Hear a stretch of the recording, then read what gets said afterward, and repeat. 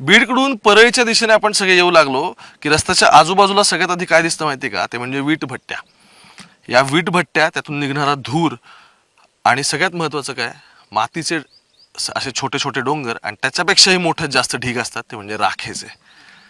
हे राखेचं गणित बीडमध्ये फार भारी आहे. आणि त्याचं म्हणजे काल मला आठवतंय की आपण सगळे रिन्युएबल एनर्जी म्हणजे पवनचक्कीबद्दल बोलत होतो. आणि ह्या पवनचक्क्यांच्या राजकारणाचा इथल्या संतोष देशमुख यांच्या मर्डरशी नक्की कसा सगळा विषय होता याबद्दल आपण डिस्कस करत होतो.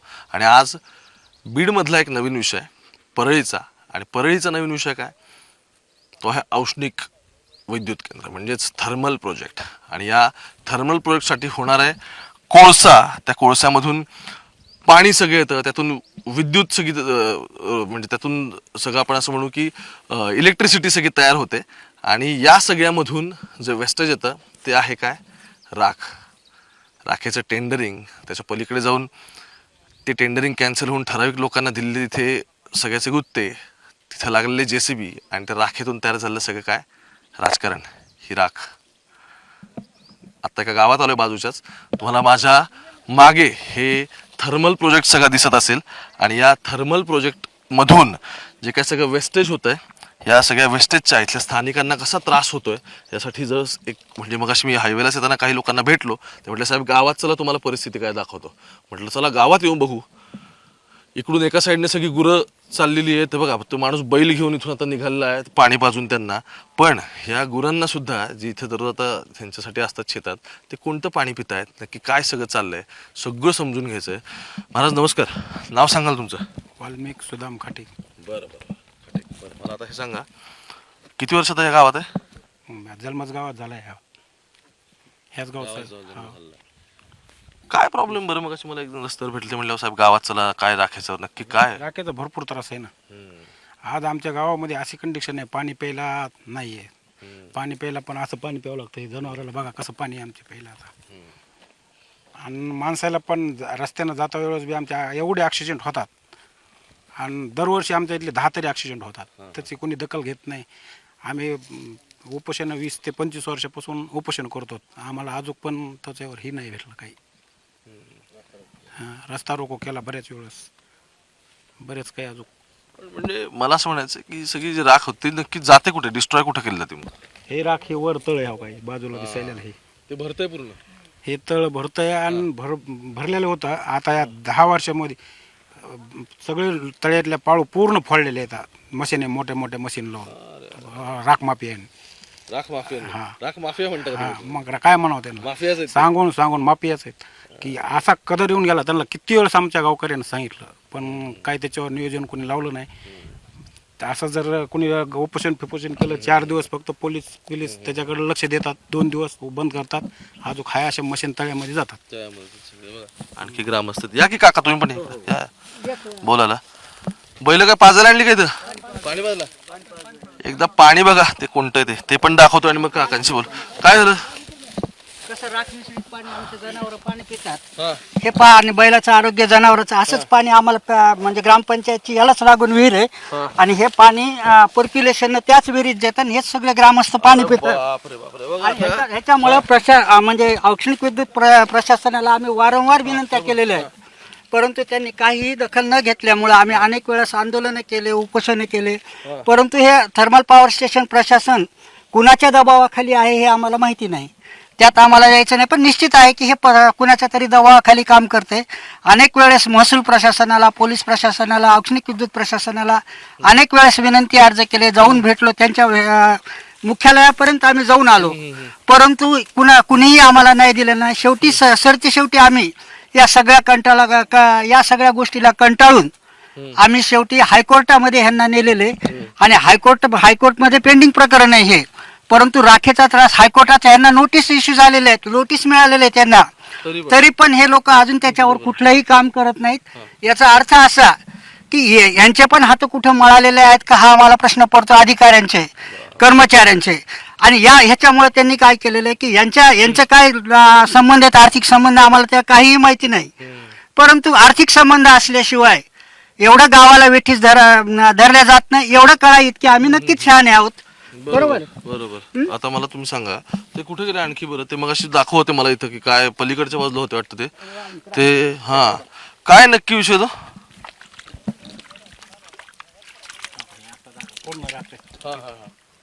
राख आहे पूर्ण ती. हा बघा, अरे बापरे, खरंच घ्या चिखल नाहीच आहे की हे. हा पाणी मधून येते पाण्या वाटत कालून हे पाणी विहिरी जे आहे ते फोडून याला मशांना विहिरी फोडून हे शेतकऱ्याच्या ह्याच्यामध्ये जात हे सगळं. याला सर्वस्वी पॉवर स्टेशनचे अधिकारी जबाबदार आहेत. आम्ही अनेक वेळेस विनंत्या केलेल्या आहेत त्यांना, परंतु अधिकारी येत नाहीत. म्हणजे यांचे आर्थिक संबंध आहेत असा आमचा आरोप आहे यांच्यावर. ह्या राखेमुळे आमचं विहिरीचं पण पाणी असं खराब होतंय ना प्यायला. आर्थिकांची देवाणघेवाण आहे ह्यामुळे हे काही लक्ष देत नाहीत असा आमचा पूर्ण आरोप आहे यांच्यावर. अनेक वेळेस विनंती केली, आंदोलन केले, पण का लक्ष देत नाही त्याचा अर्थ काय होतो? म्हणजे शासनानं इतकी योजना बनवली, मोत्यासारखं पाणी हे तळ्यातून बाहेर निघतंय. ह्याचे हे राख माप्याने ते चक फोडून शेतकऱ्याची आणि जनावरांच्या सगळ्याच्या गावाच्या हमी बेकार करून परिस्थिती आम्ही वारंवार सगळ्याला कलेक्टर बसवर आदेश दिले, कुणाला बी काय दिले, काही ह्याचा मार्ग झाला नाही आजपर्यंत. असं आमच्या इतक्या आवारामार रस्ता रोको केले, काही प्रश्न केले, ह्याला आम्हाला काहीच प्रतिसाद दिला नाही. 50-50 फुटाच्या LR मशीन आणतात आणि त्याने त्या विहिरी फोडून, आता विहिरी फोडलेल्या आहे तिथं अक्षरशः, त्या विहिरी फोडून ही राख इतकी शेतकऱ्याच्या रानात येते आणि जनावराला पण हे सगळ्याला दूषित केलेलं आहे. एक मला सांगा, आता हे आता नाही, मला असं वाटतं की बऱ्याच वर्षापासून ते साचत सगळं झालंय. ही माणसं आहेत कोण? आता ही माणसं आम्हाला काय माहिती, पण पॉवर स्टेशनची राख आहे, पॉवर स्टेशनचा राख तळ आहे त्यांचं. म्हणजे आम्ही काय म्हणणार की पॉवर स्टेशनच आहे, आम्ही कुणाचे कसे काय नाव घेणार आहे? माहिती नाही आम्हाला कोण आहेत ते, काय आहेत ते. परंतु या प्रकरणामध्ये पॉवर स्टेशनला विनंती अर्ज करून करून आमच्या गावकऱ्यांनी उपोषण केलं होतं. हेच मुलं आमचे 9 दिवस उपोषणाला होते आणि या उपोषणकर्त्याला देखील कुणीही तिकडे आलेलं नाही, प्रशासनाचा अधिकारी नाही. आम्ही सर्वांना निवेदन दिले होते, मुख्यमंत्र्यांपर्यंत दिलेले होते.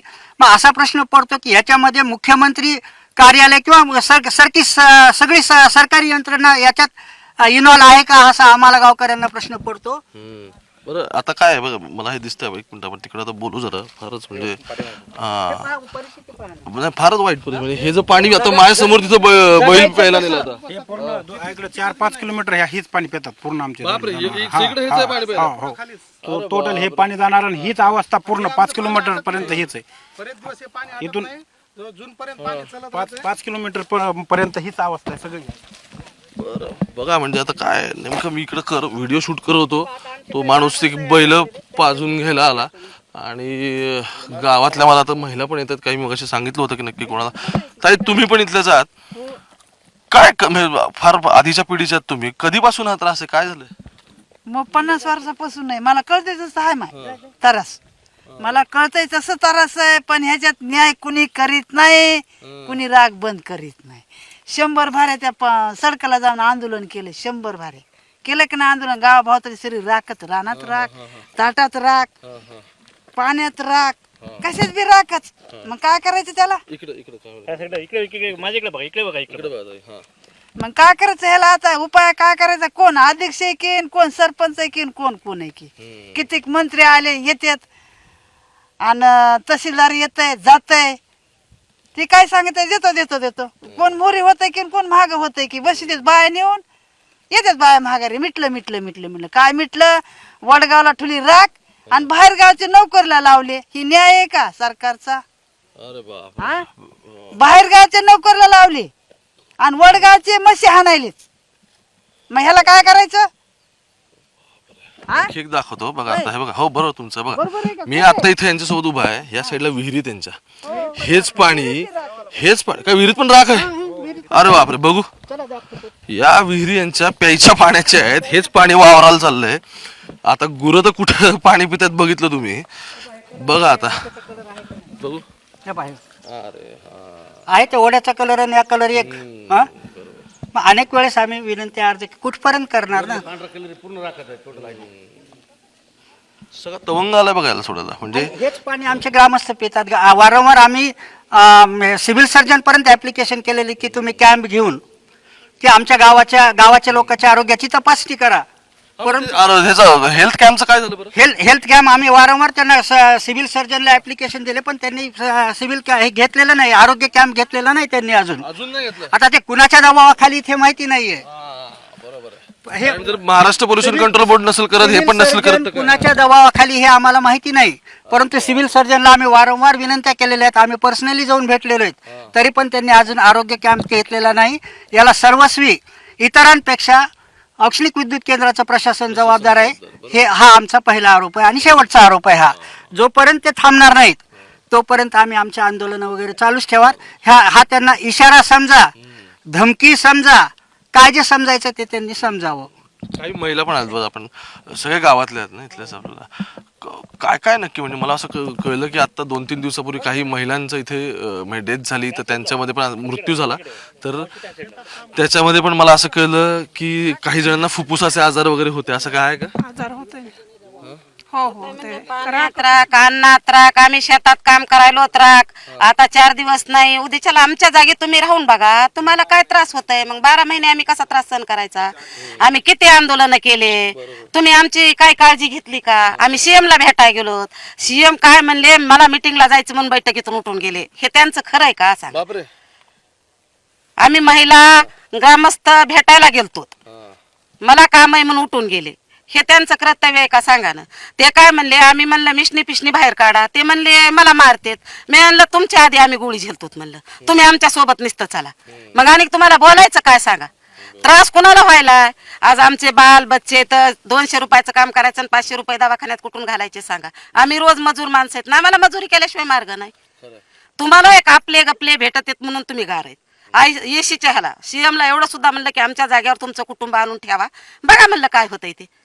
मग कसं उठून गेलात तुम्ही? आमची दक्षता काय घेण्यात? आम्ही 10-12 आंदोलनं केले, तुम्ही घेतली का आमची दक्षता सांगा ना? मग आम्ही न्याय मागायचा कुणाकडं? आज आमचे बेरोजगार म्हणून वडगावातले लोक भिकारी म्हणून हिंडायलेत, आणि परस्तू लोक 9 दिवस माझे लेकरं तिथं आंदोलनाला बसले, कुणी सुद्धा आलं नाही बिना पाण्याचे. 9 दिवस अक्षरशः डॉक्टर तिथं बोलविले. मग हे तुमचं खरंय का? मेन माणसाने यायला पाहिजे होतं का नाही? मग तुम्हाला नेत्याला करायचं काय? तुम्ही करतात काय सांगा ना? आज म्हातारे माणसं आहेत, कोतारे माणसं आहेत, बाल बच्चे तर तुमच्या आमच्या पाण्यात राख आहे, सगळ्यात राख आहे. पापुड्या फिपुड्या जर घालायच्या म्हणलं तर आम्हाला घालणं होईना का? राग बसती म्हणजे राखाचा थवा बसताय साहेब. तुम्ही पुस महिन्यात राख सुटली की या तुम्ही कुलप लावले तर एवढा लिरा घरात जाती. मग तसं काय प्यायचं सांगा? आज आम्हाला हे दूषित पाणी प्यायला, सगळ्या गावाला हे पाणी. आज आम्ही राख वाड्या चालू, आमच्या एकीच्या तरी तोंडावर तेज आहे का? ती राख उडालेली कुठं जाईल? आमच्या तोंडावर यायली ना. हा मग आता मजुरीला जायचं कुठं? आम्ही एवढी राख हटवावी, राख मुक्त आमचं गाव करावं, आमची काहीही अपेक्षा नाही. हा एक आणखी मला मगाशी तुम्ही म्हणत होता की जिल्हा तो शल्य चिकित्सक नक्की काय करतो आपल्याला माहित नाही, आणखी ह्या लोकांचं माहित नाही, म्हणजे प्रशासन काय करते माहित नाही, त्याच्यावरती कोणती म्हणजे खबरदारी घेतली आहे असं मला तर इथं काही दिसतच नाही. म्हणजे पण हे जे राखेवरून सगळं इथे राजकारण रंगलंय, त्या सगळ्याचं गाव व्हिक्टिम आहे का मग असं म्हणायचं? राजकारण याला म्हणता येणार नाही. राजकारण आता फक्त राख हे प्रशासन बघतोय की बरेच लोक ते उचलतात. राख माफिया मग अशी कोणतरी शब्द वापरला नाही, राख माफिया असतील नसतील हे आम्हाला माहिती नाहीये, परंतु प्रशासनाकडून यांना सूट दिली जाते म्हणून या लोकांचं फावलं जातं. फावलंय असं म्हणतं प्रशासना. जर यांच्या नाड्या आवळल्या तर असा प्रश्न निर्माण होणार नाही. म्हणजे यामुळे मी मागे तुम्हाला म्हणालेलो, मागे म्हणला यांना म्हणले की याला सर्वस्वी औष्णिक विद्युत केंद्राचं प्रशासन जबाबदार आहे आणि CGM जो कोणी असेल. 2007 पासून हा आमचा लढा आहे. वारंवार हे काय करतात की ह्यांचं राख्याचं पाणी येण्याचं कारण काय की वास्तविक पाहता त्यांनी जर नियंत्रण आणलं तर आम्हाला स्वच्छ पाणी मिळू शकतं हे, परंतु वर काय करतात हे की यांना राख मिळवण्यासाठी हे अधिकारी काय करतात की वरच्या विहिरी फोडून देतात, आणि विहिरी फोडून दिल्यामुळे पाण्याचा फ्लो बदलतो आणि त्याच्यावरून ती राख आमच्या ओढ्यामध्ये येते. हास जो विहिरी केलेल्या आहेत फिल्टर, त्या विहिरी फोडून हासनं ते मधून ते भडभड ते कालवून भरतात ना, मला ते ओला भरून टॉक करून ह्यांच्या हास्तेच्या जमिनीमध्ये बाहेर टाकतात, टॉक मारतात आणि तिथून उधळून पुन्हा आणि उचलून घेऊन जातात. आणि याला आम्ही वारंवार सांगतो ऍक्सिडेंटने हिरी पडल्या म्हणतात, ढासळून पडल्या.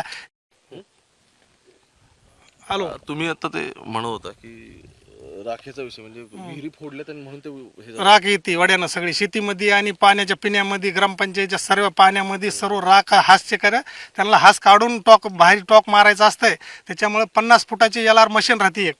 त्या 50 फुटाच्या LR मशीननं त्या विहिरी फोडल्या आणि ते पाणी काढून खाली दिलं. असं गडूळ पाणी सगळं हासचं पाणी सगळं पाणी ते तर त्यांचा एक पंप आहे इथं खाली बाजूला ते पंपाचं भरून खाली वड्यानं सगळ्या शेतीनं आणि सगळ्या रानानं जनावरांच्या पिण्यानं सगळ्या खाण्या पाण्यानं सगळ्या राख हासच हास होते. पण मग बघा ना आता हे आम्ही हे वारंवार- जर ऐका अधिकारी जर हे करत असतील तर ते कोणाच तरी सांगण्यावरून चाललंय ते माफिया का मगाशी त्यांचं असं असेल ना काय त्याचं. माफिया रेती माफियासारखं हे हास माफिया आहेत आणि हे ह्याचे सगळे सीजीएम आणि हे सगळं करप्शन ह्याची जास्ती आहे.